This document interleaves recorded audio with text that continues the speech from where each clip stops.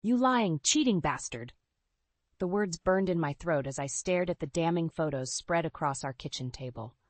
My husband Zach embracing my own sister Erin, the two people I trusted most in this world, entangled in a sordid affair. My hands shook as I flipped through image after image, each one a dagger to my heart. Zach's strong arms wrapped around Erin's slender waist, her hands caressing his face, staring into his eyes with undisguised lust. And the worst one, their lips locked in a passionate kiss, brazenly out in public without a care. I wanted to scream, to rage, to tear the photos to shreds, but I could only stand there, frozen, as the magnitude of their betrayal crashed over me in icy waves. 10 years, a decade of marriage, of love, of building a life together, did it mean nothing to him? And Erin, my baby sister, how could she do this to me? I practically raised her after Mom went back to work. She was my best friend, my confidant. I trusted her with everything. Bile rose in my throat as my mind raced, trying to process this nightmare. When did it start? All those late nights Zach was working. The weekends Erin would visit friends. God, how far back did this go? Have they been laughing at me this whole time? The naive, trusting fool? The front door slammed and I heard Zach whistling as he walked in, so carefree, so unburdened. Oblivious to the bomb about to detonate our sham of a marriage. "Lana, you home, babe?" he called out from the foyer. "Babe." The casual endearment made me want to vomit. I opened my mouth but no sound came out, my throat choked with anguish and rage. His footsteps approached the kitchen and he sauntered in, his eyes widening as he took in my rigid stance and the photos littering the table. "Lana, I can explain," he started, but I cut him off. "Explain? Explain what?" I hissed, my voice shaking. "That you've been screwing my sister?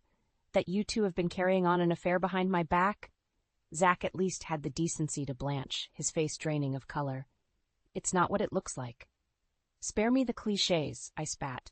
"I'm not an idiot, Zach. The pictures don't lie, even if you clearly do." He ran a hand over his face. "Lana, please, just let me." "How long?" I demanded. "How long have you been cheating on me with Erin?" He looked away, jaw clenched. The silence stretched between us, taut and suffocating.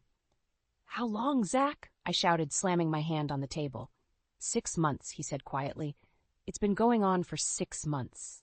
6 months. Half a year of deceit, of betrayal. I felt like I'd been punched in the gut, the wind knocked out of me. My knees buckled and I gripped the table edge for support. "I never meant to hurt you," Zach said, taking a step towards me. "We never planned this, it just happened." "Don't," I choked out, holding up a hand. "Don't you dare try to justify this." Tears blurred my vision as the pain overwhelmed me.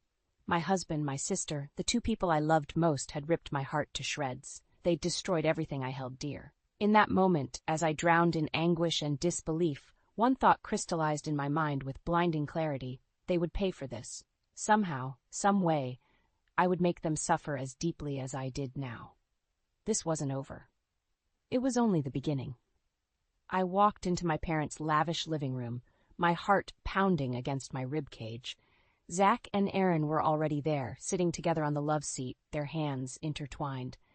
The sight made my stomach churn. My parents sat across from them, their faces etched with concern. They had no idea the bombshell about to be dropped. "Lana, honey, what's this all about?" Mom asked, her brow furrowed. "Erin said you had something important to discuss with all of us." I laughed bitterly. "Oh, I bet she did. Probably couldn't wait to gloat." Erin had the audacity to look confused. "Gloat? Lana, what are you talking about?" I threw the stack of photos on the coffee table. They fanned out, displaying in lurid detail the extent of Zach and Erin's betrayal. Mom gasped, her hand flying to her mouth. Dad leaned forward, his face reddening as he flipped through the images. "Someone want to explain this?" I asked, my voice shaking with barely contained rage. Zach and Erin exchanged a glance, a silent communication passing between them. Then Erin turned to our parents, her eyes wide and tearful. "Mom, Dad, I'm so sorry you had to find out this way," she said, her voice trembling. "But Zach and we're in love." I stared at her, aghast. The sheer nerve, the utter lack of remorse. "In love," I repeated incredulously. "He's my husband, Erin, your brother-in-law. How could you do this to me?" Erin had the gall to look sympathetic. "Lana, I never meant to hurt you. But the heart wants what it wants. Surely you can understand that." "Understand?" I shouted. "You're my sister. I trusted you." Zach cleared his throat. Lana, please, let's be adults about this. Aaron and I didn't plan this, but we can't deny our feelings. I rounded on him, seething. Shut up, you lying, cheating scumbag. You don't get to lecture me on being an adult. Lana, language, Mom admonished, finally finding her voice. I know you're upset, but that's no way to speak to your husband. I gaped at her. Are you serious right now? He's been screwing Aaron for months, and you're worried about my language? Dad held up a hand. Enough. This is a lot to take in. He turned to Zach and Aaron, his expression stern. You two have put us in a very difficult position. We never meant to cause any trouble, Aaron said, all wounded innocence. But Zach and I, we want to be together. We were hoping for your blessing. I couldn't believe what I was hearing. Blessing? You want our parents' blessing to continue your sordid little affair? Mom reached out, placing a hand on my arm. Lana, honey, I know this is painful, but if Zach and Aaron have found love together, maybe it's for the best. These things happen. I yanked my arm away, staring at her in disbelief. Are you actually defending them? Choosing their side? We're not choosing sides, Dad said placatingly. But your mother has a point. If their feelings are genuine, who are we to stand in the way? I looked around the room at the faces of my family and saw nothing but pity and condescension. They actually bought Aaron's act, her crocodile tears and pretty lies. I can't believe this, I said, my voice hollow. My own family siding with the people who betrayed me. Aaron stood, moving towards me with outstretched arms. Lana, please, let's not fight. We're sisters. We can get through this. I recoiled from her touch. Don't. You're dead to me, both of you. I turned on my heel and stormed out, hot tears stinging my eyes. I heard my mother calling after me, but I didn't stop. Didn't look back. They had made their choice, chosen Zach and Aaron's love over my devastation. My own flesh and blood, so easily manipulated by a few well-placed tears and hollow justifications. But this wasn't over. Not by a long shot. They thought they could just cast me aside, leave me broken and alone while they played happy families. They had no idea what I was capable of. The depths I would sink to make them pay. They wanted to cut me out, make me the villain in their sordid little drama? Fine, I would show them what a real villain looked like. The silence in my apartment was deafening, broken only by the occasional hum of the refrigerator. I sat at the kitchen table, staring blankly at the wall, a half-empty bottle of whiskey, my only companion. It had been a week since my world imploded. A week since I'd walked out of my parents' house, disowned and betrayed. They'd made their choice, and it wasn't me. My phone buzzed, jolting me out of my daze. I glanced at the screen, seeing a text from my best friend, Sarah. Lana, I'm so sorry. I just heard about Zach and Aaron. Are you okay? Do you need anything? I let out a humorless laugh. Okay. I was the furthest thing from okay. My husband was screwing my sister, my family had taken their side, and I was utterly alone. I tossed the phone aside, ignoring the message. I couldn't deal with anyone's pity or platitudes right now. A sharp knock at the door made me jump. I wasn't expecting anyone. For a brief, foolish moment, I thought maybe it was Zach, coming to beg for forgiveness. I yanked open the door, ready to unleash my fury, but it wasn't Zach standing there. It was a man in a crisp suit, holding a thick envelope. Lana Owens? He asked, his voice professional and detached. I nodded warily. Yes, that's me. He held out the envelope. You've been served. I took it with numb fingers, my heart sinking as I realized what it was. Divorce papers. Zach was actually filing for divorce. The man turned and left without another word, leaving me standing there, clutching the envelope like a lifeline. I stumbled back inside, ripping open the papers with shaking hands. There it was, in cold, legal terms. Zach was petitioning for a no-fault divorce, citing irreconcilable differences. He wanted to split our assets evenly and move on with his life. With Aaron. Rage boiled up inside me, hot and all-consuming. How dare he? How dare he try to just walk away, like our 10 years together meant nothing? I grabbed my phone, dialing Zach's number with furious jabs. It rang once, twice, twat, before clicking over to voicemail. You coward! I screamed into the phone. You think you can just serve me with divorce papers and wash your hands of me? You think you can just run off with my sister and live happily ever after? I was pacing now, my voice rising with each word. You destroyed our marriage, our life together. You betrayed me in the worst possible way, and now you want to just walk away like it never happened? I let out a harsh, bitter laugh. Well, Think again, you bastard. You're not getting rid of me that easily. I won't let you just toss me aside like garbage. I ended the call, throwing the phone onto the couch. My chest heaved with the force of my anger, my hands clenched into fists at my sides. They thought they could just cut me out of their lives, out of the family. They thought they could leave me with nothing while they flaunted their affair, their love. But they had no idea who they were dealing with. I wasn't some weak, pathetic victim who would just roll over and accept their scraps. No, I was Lana Owens, and I was going to make them pay for what they'd done to me.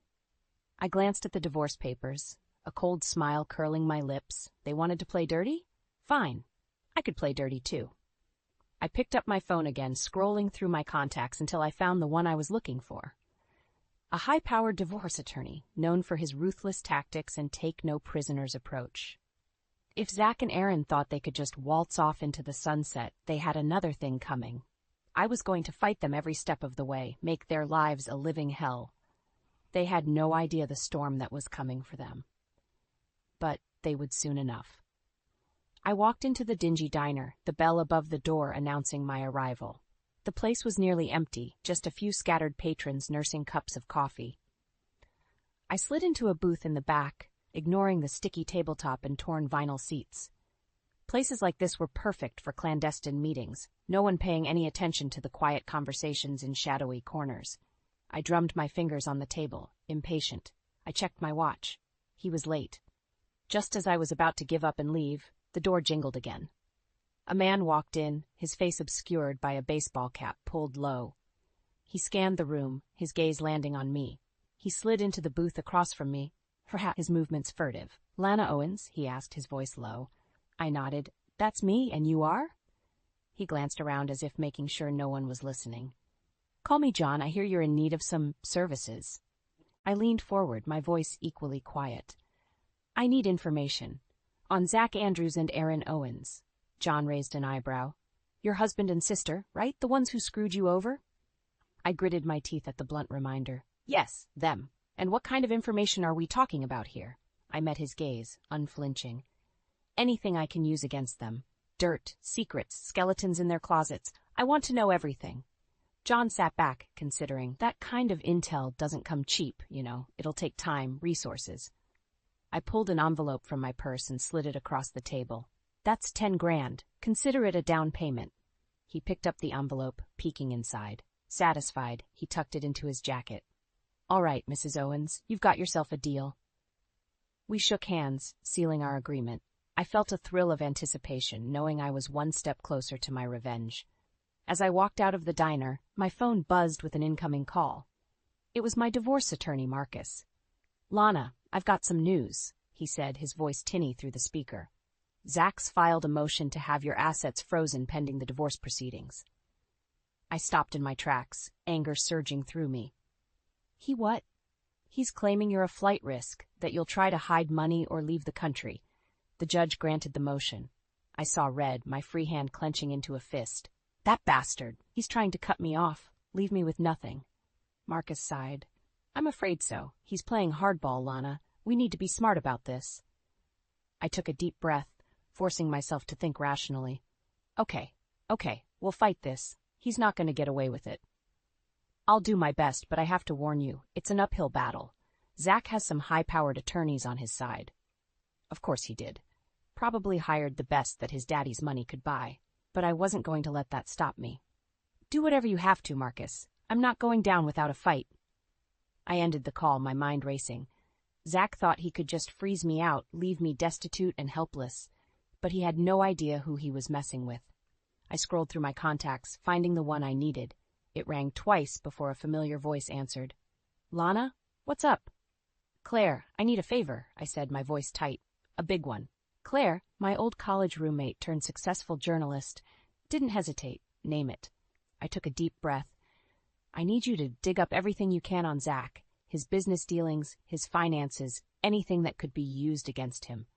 There was a pause, then, "Lena, are you sure about this? It could get messy."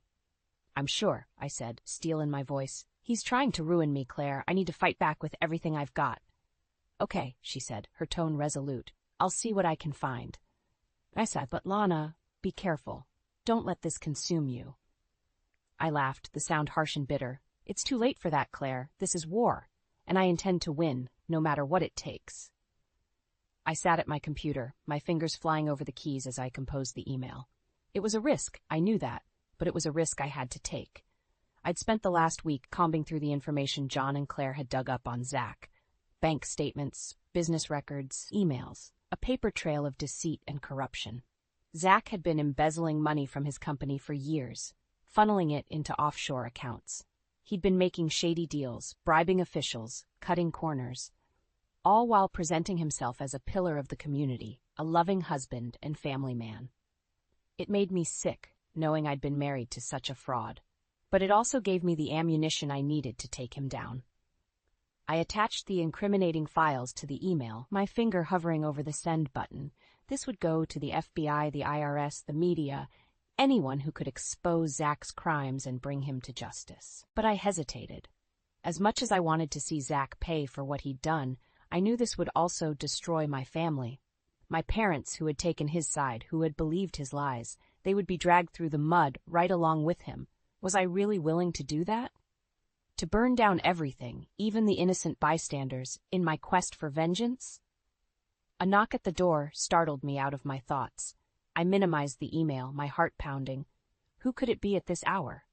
I crept to the door, peering through the peephole. My stomach dropped. It was Erin. I yanked open the door, glaring at her. What the hell are you doing here?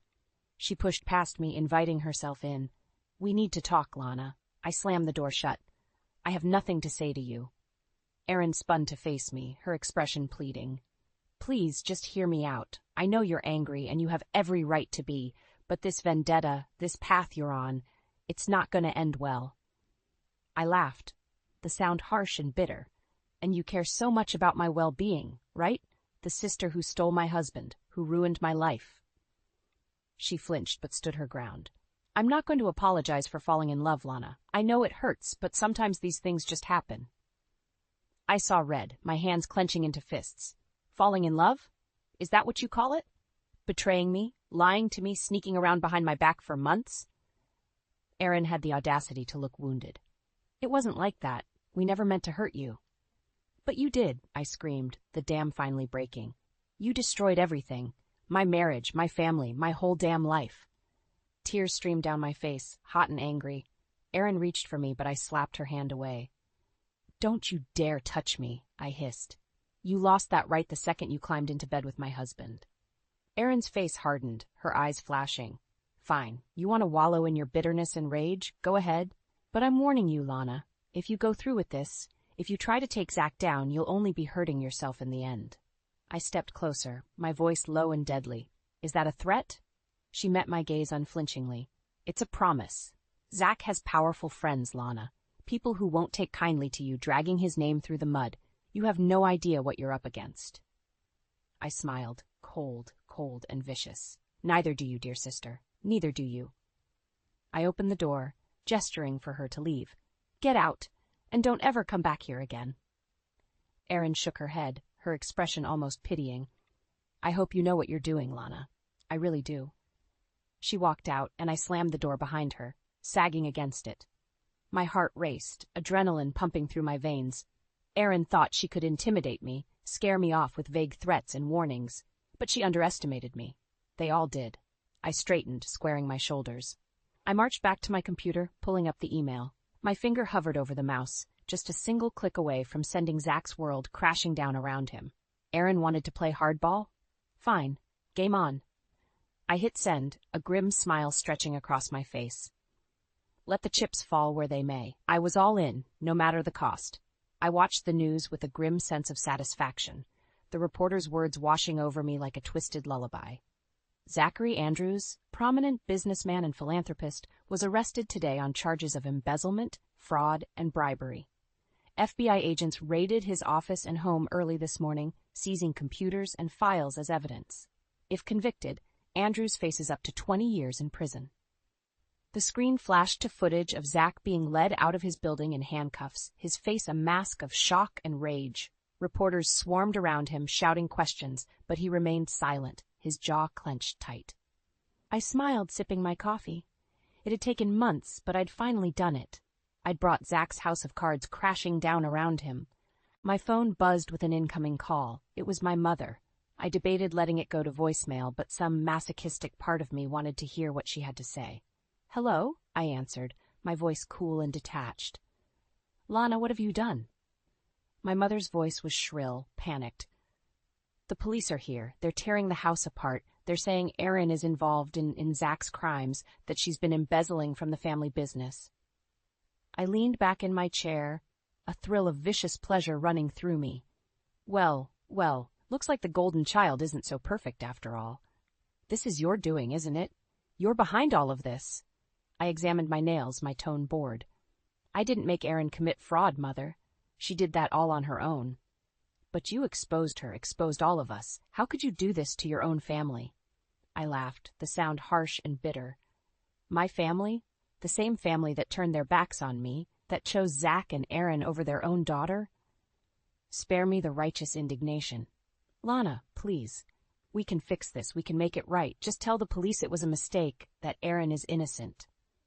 I sat up straight, my voice turning to ice. "Innocent? She slept with my husband, Mother. She betrayed me in the worst possible way, and you all took her side. We were wrong, okay? Is that what you want to hear? We were wrong, and we're sorry, but this, what you're doing, it's gone too far." I stood, pacing the room like a caged tiger. "No, it hasn't gone far enough. Zach and Erin deserve to pay for what they did to me, and if that means burning down everything they care about, so be it. Even if it means destroying this family? Destroying your father's legacy?" I stopped, staring out the window. "Dad's legacy was a lie, Mother. A shiny veneer covering up the rot underneath. Erin made sure of that." There was a long pause, my mother's ragged breathing echoing down the line. "I don't even know who you are anymore, Lana. What happened to my sweet little girl?" I closed my eyes, a single tear slipping down my cheek. She died the day her husband and sister ripped her heart out. I'm what's left. I ended the call, tossing the phone aside. I knew I should feel something. Remorse, guilt, regret. But I only felt a grim sense of resolution. Zach and Erin had built their perfect little world on a foundation of lies and betrayal, and I'd made it my mission to expose those lies, to make them face the consequences of their actions. My phone buzzed again, an incoming text from John. "It's done. Zach's assets have been seized, his accounts frozen. Erin's being questioned by the FBI as we speak." I smiled, a true, genuine smile. It was really happening. My revenge was complete. I knew there would be fallout, repercussions I couldn't even begin to predict. My family would never forgive me, my own reputation would be tarnished by association. But in that moment, as I watched Zach's mugshot flash across the screen, I couldn't bring myself to care. They had destroyed my life, my future. It was only fair that I returned the favor, an eye for an eye, as they say, and I'd made damn sure they paid their debt in full. I walked into the courtroom, my head held high, my designer suit impeccable. It had been 6 months since Zach's arrest, 6 months of watching his world crumble piece by piece, and today it all came to a head. Zach's sentencing hearing, where he would finally face the consequences of his actions. I took my seat in the front row, ignoring the whispers and stares from the packed gallery. I was a pariah now, the vengeful ex-wife who had brought down a pillar of the community. But I didn't care. Let them judge me. They had no idea the hell I'd been through, the betrayal I'd endured. The door at the back of the courtroom opened and Zach was let in, flanked by 2 bailiffs. He looked haggard, defeated, his once tailored suit hanging off his frame. Our eyes met for a brief moment and I saw a flicker of hatred, of fury, but it was quickly replaced by fear as he took his seat at the defendant's table. The judge entered, a stern-faced woman with steel-gray hair. She looked out over the courtroom, her gaze settling on Zach. "Zachary Andrews, you have been found guilty of multiple counts of embezzlement, fraud, and bribery. These are serious crimes, ones that undermine the very fabric of our society." Zach's lawyer stood, clearing his throat.